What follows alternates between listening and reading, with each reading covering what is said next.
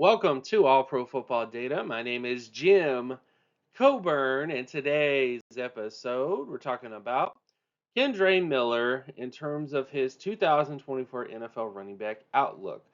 Miller is considered by many to be a premier breakout candidate in 2024, but does the data say a different story?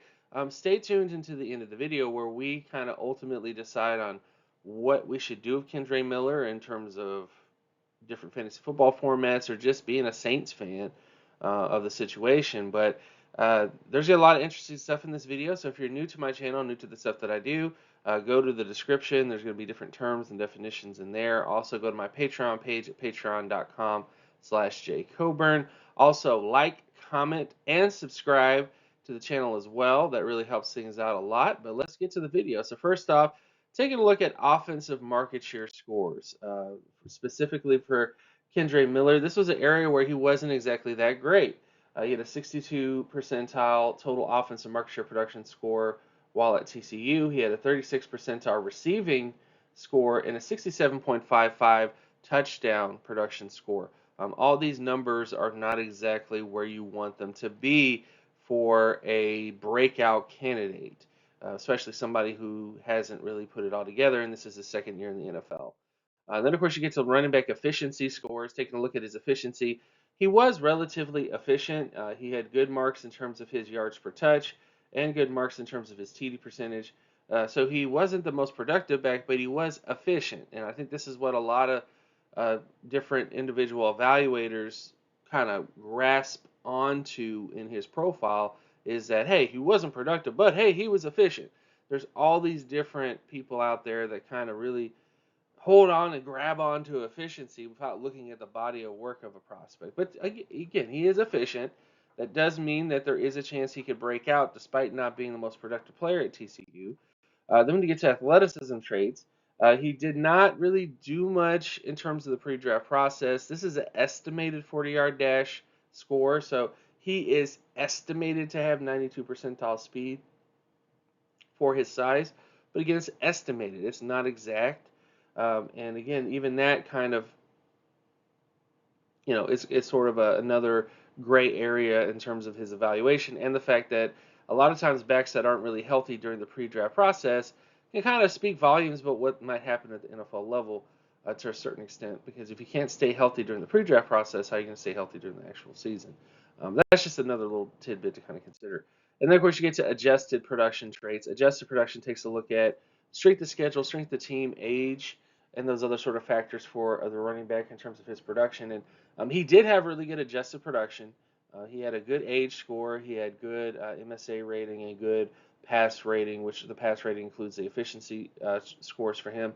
So his adjusted production really helps him out because it's like, okay, he wasn't the very most productive player, but he's younger. So because of that youth, when he goes to the NFL, he might be able to put it all together and be a better player than what he was in college. I mean, that's the sort of thinking when it comes to age. That's the whole point of looking at age scores. So, but again, the production was a little questionable in terms of his market share production. Now, when you get to his actual NFL production, so we're going to look at two main metrics: the macro P, which is the production in aggregate. So it looks at the rushing production specifically here in terms of attempts, yards, touchdowns, first downs, yards before contact, yards after contact, and then total touchdowns. And then the RBEFF is the efficiency. So this looks at yards before contact per attempt. So how many yards before contact per attempt did they average? What was their yak percentage? What was the broken tackles per attempt? What was their TD percentage? What was their first down percentage? It's essentially, what was their production per play versus just what it was in the aggregate. And when you take a look at this, Kendre Miller was okay.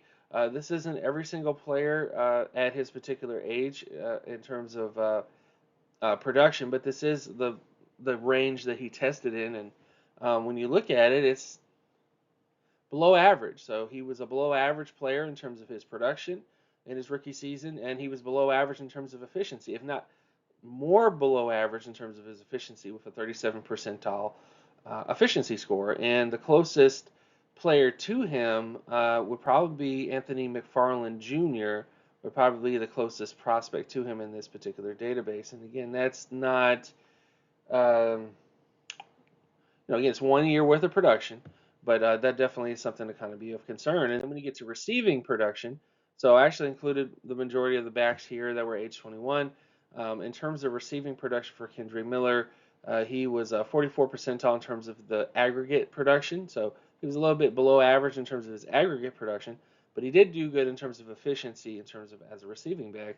But the backs that he tested with were guys like Zonovan Knight, Alexander Madison, Travis Homer, Anthony McFarland Jr. That name came up again.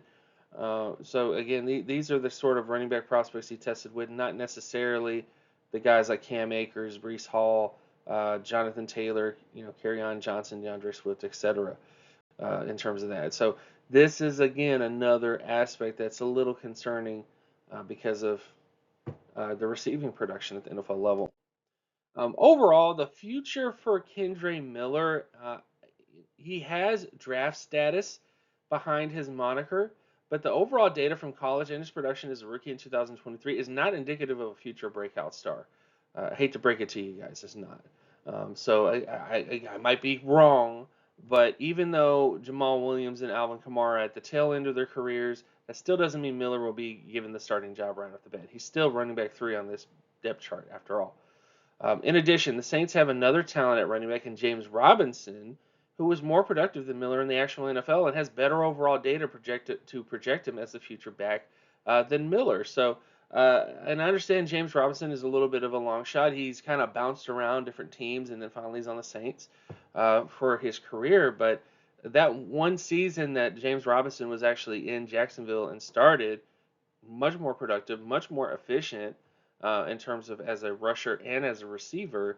It's just that he's short. I think a lot of NFL teams can't get over the fact that he's a shorter back. But overall, those are just my feelings on the matter based from a data perspective. Kendre Miller did not have the strongest profile coming out because of his macro market share production at the college level. He goes to the NFL. That's still the same situation here. So I understand that there's a lot of people that want to stand for him to a certain extent, but when you look at the efficiency of the plays that he was limited in, because if you just peel back the layers of, well, he wasn't productive, but hey, he every time he got the ball in his hands, he was really efficient.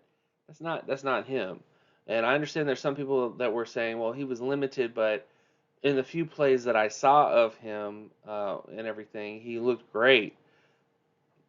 Based on data, when we look at the actual cumulative production, he wasn't the most efficient back as a rusher at the NFL level. Now, this can improve. He is a young prospect, but this is the general concerns with him as a prospect. I don't necessarily think you can just automatically say Kendre Miller is going to be the future running back for the Saints when he's still running back 3. It's the second year, and all the backs in front of him are established backs that have, they're just better. They're just better backs. Even though they are getting older, they're still better. So I think that's going to kind of hurt him a little bit. So I don't really necessarily think the future Saints running back is on the Saints right now.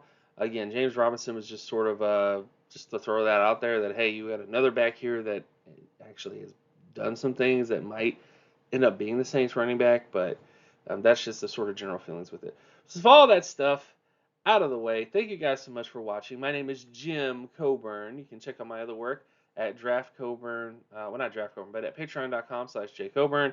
Also check out my X, formerly known as Twitter account, at Geometrics. Like, comment, and subscribe. I'm going to mention that again. Really helps out the channel a lot. If you really like this channel, you like the videos that I make and all that kind of stuff, make sure you do that. Comment as well. I love to answer your guys' questions in the comment section if you have any. And I will see you guys in the next episode. Peace.